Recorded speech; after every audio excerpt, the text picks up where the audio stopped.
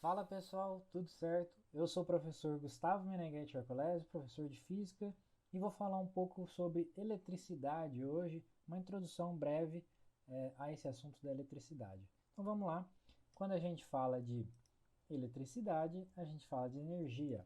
As duas coisas estão muito próximas, né? Então quase tudo que a gente faz no nosso dia a dia precisa de alguma forma de energia. E aí a gente tem vários tipos de energia que pode ser uma energia mecânica, por exemplo, uma energia que está relacionada com movimento, uma energia térmica, né, com calor, uma energia elétrica, que é exatamente aquela relacionada ao que a gente está pensando agora, que é a eletricidade, que tem a ver com potencial elétrico, e energia química também é um tipo de energia, está relacionado com reações químicas, por exemplo. Um outro tipo é energia nuclear, tá? Então acontecem interações no núcleo de átomos, por exemplo, a desintegração do núcleo e gera uma quantidade de energia grande, inclusive, né? Então esses são alguns tipos de energia, mas o nosso foco é a energia elétrica, né? Então vamos falando de eletricidade aqui. E aí eu te pergunto, né? Você consegue imaginar um mundo sem energia elétrica? Então vamos dar uma olhada nos objetos do nosso dia a dia que utilizam energia elétrica para ver se dá para viver sem energia elétrica, né? Então, ventilador, por exemplo, nossos computadores, celulares, né, smartphone, são alguns só, coloquei três objetos que utilizam, mas sem energia elétrica não tem internet. Sem energia elétrica a gente não tem as lâmpadas das nossas casas, ia voltar a usar vela, alguma coisa do tipo, lamparinas. Então a energia elétrica influencia bastante a maneira como a gente se porta, né? Como a gente vive no nosso dia a dia, os nossos costumes, nossos hábitos, né? E se a gente vivesse no mundo sem energia elétrica, com certeza ia mudar muita coisa, tá?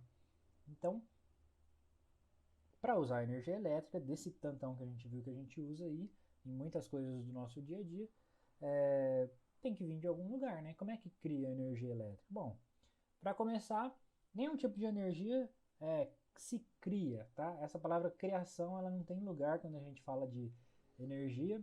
Na verdade, tudo que a gente faz com energia são transformações. Na natureza existem formas de energia que a gente transforma em energia elétrica, por exemplo. A gente usa a energia potencial, por exemplo, de um rio represado, de um lago represado, numa hidrelétrica, por exemplo, para transformar em energia elétrica. Mas antes era energia potencial. Ela tinha lá, ela já era energia, né? A gente só transformou a forma como ela está sendo manifestada.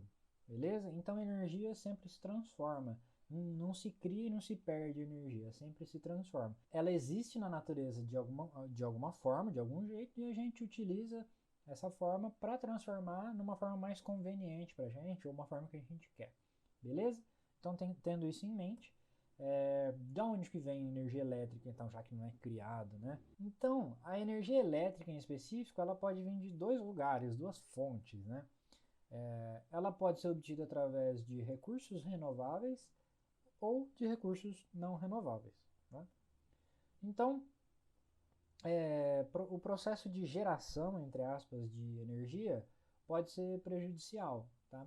Quando a gente usa geralmente as fontes não renováveis, né? Como assim é prejudicial, né? O processo de geração de energia pode ter como efeito colateral, vamos colocar assim, contaminação das águas, por exemplo, quando são jogados dejetos, ou numa termoelétrica, por exemplo, onde acontece o aquecimento das águas de um rio que está perto da usina, tá? Contaminação do ar, né, com emissão de poluentes, contaminação da terra, proliferação de doenças e muitos outros efeitos que podem ser causados por causa da produção de energia, né? Por exemplo, uma hidrelétrica precisa alagar uma área. Quando alaga essa área, sempre ocorre uma perda de biodiversidade, por exemplo. Então tem muitos animais que vivem naquele espaço, que é um espaço grande que tem que ser alagado, que às vezes só tinha aquela espécie de pássaro, sei lá, naquela região, ou de qualquer bicho que tinha lá, e quando você alaga, aquilo ali some, aquela espécie ela entra em extinção.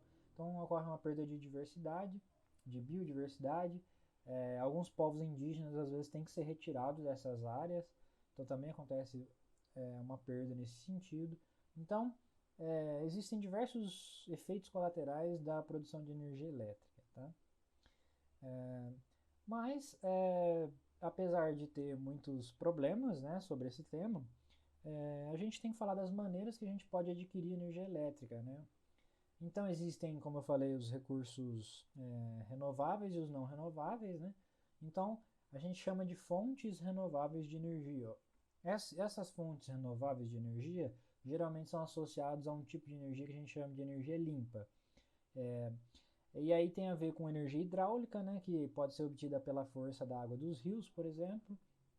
Energia solar, obtida pela energia do sol, com aquelas placas fotovoltaicas, geralmente, né.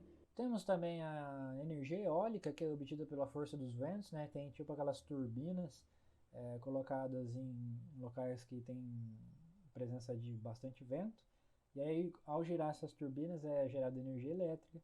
Tem também energia geotérmica, que é obtido pelo calor, pela utilização do calor do interior da Terra, tá, para gerar energia. Energia a partir de biomassa, que é obtida de matérias orgânicas. Energia gravitacional também pode ser uma fonte de energia elétrica, obtida pela força das ondas dos oceanos, por exemplo. Energia do hidrogênio, que é obtida a partir de manipulações com átomos de hidrogênio e tal. E também tem os tipos de energia que são obtidas de fontes não renováveis. Aí a gente chama de energia suja, né? Porque fontes não renováveis, elas acabam e elas são escassas, né, na natureza e geralmente produz muito poluente, né? Então tem os combustíveis fósseis, né, que daí envolve petróleo, carvão mineral, xisto e gás natural, por exemplo. E também tem energia nuclear, que é obtida a partir de elementos como urânio e tório, que são radioativos, né? Então, esses são alguns tipos de fontes de energia elétrica que a gente pode encontrar por aí, e é importante a gente saber. Bom, falando um pouquinho mais sobre a utilização da energia elétrica, né? A gente tem diversos equipamentos que funcionam com circuitos, né? Circuitos elétricos, né? E aí a gente começa a entrar na parte física da brincadeira mesmo, que é a parte mais legal, né? E aí a gente tem circuitos que podem ser simplesinhos assim, né? Tem uma pilha, um interruptor, uma lâmpada, por exemplo. Aí tem os fios ali vermelho e preto que representam então as linhas de transmissão desses nossos circuitos, os fios mesmo, né? A gente fala. E podem ser circuitos malucos, como esse daí também, que tem um monte de coiseira aí. Mas calma que a gente não vai mexer com coisas nesse nível por enquanto. Beleza? Então, sobre o circuito elétrico, ele é formado por elementos elétricos. É muito importante a gente entender como funcionam os circuitos elétricos, porque a maior parte das coisas eletrônicas que a gente usa são baseadas em circuitos elétricos. Além disso, nas provas de vestibular e Enem, cai muito conteúdo de circuito elétrico, tá? Resistores, capacitores, esse tipo de coisa. Então, é muito importante a gente saber como que funciona, como que a gente lida com esse tipo de situação. Então, um circuito elétrico, ele é formado por elementos elétricos, né? Aí, qual que são esses elementos elétricos? Bom, podem ser fios e linhas de transmissão, resistores, indutores, capacitores, diodos, fontes de tensão, fontes de corrente, interruptores, entre outras. E uma propriedade importante dos circuitos é que eles geralmente são um caminho fechado, né? São uma malha fechada, a gente fala.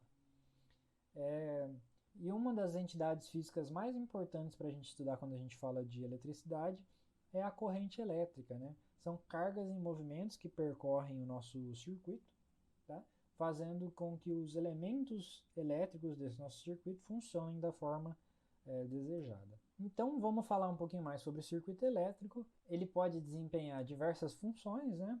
Então, um circuito elétrico em um aparelho pode ser simplesmente para eliminar picos de corrente elétrica, mas também pode ser utilizado para aumentar ou diminuir a tensão elétrica de entrada, transformar uma corrente alternada em uma corrente contínua, aquecer alguma coisa, tipo o chuveiro, né, que aquece a água, tem um resistor lá dentro, é uma espécie de circuito elétrico.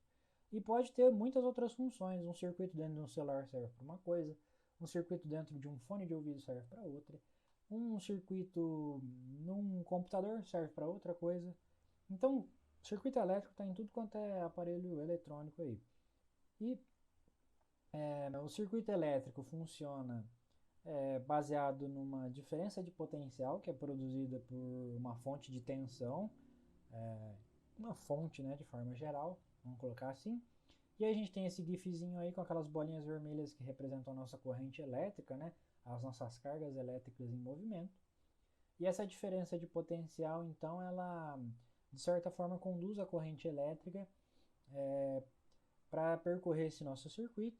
E aí os elementos elétricos desempenham diferentes funções. Uma lâmpada, por exemplo, dissipa energia em forma de calor e luz. Um resistor, por exemplo, dissipa a energia desse circuito em forma de calor somente, como um chuveiro que esquenta a água, né? Então, podemos fazer combinações de diferentes maneiras, aí, muitas maneiras, infinitas maneiras, para que um circuito desempenhe diferentes funções adequadas ao que a gente está querendo nesse momento. Então, essa foi uma pequena introdução à energia elétrica, circuitos elétricos, e espero que você tenha entendido. Obrigado pela sua atenção e até uma próxima. Valeu, tchau!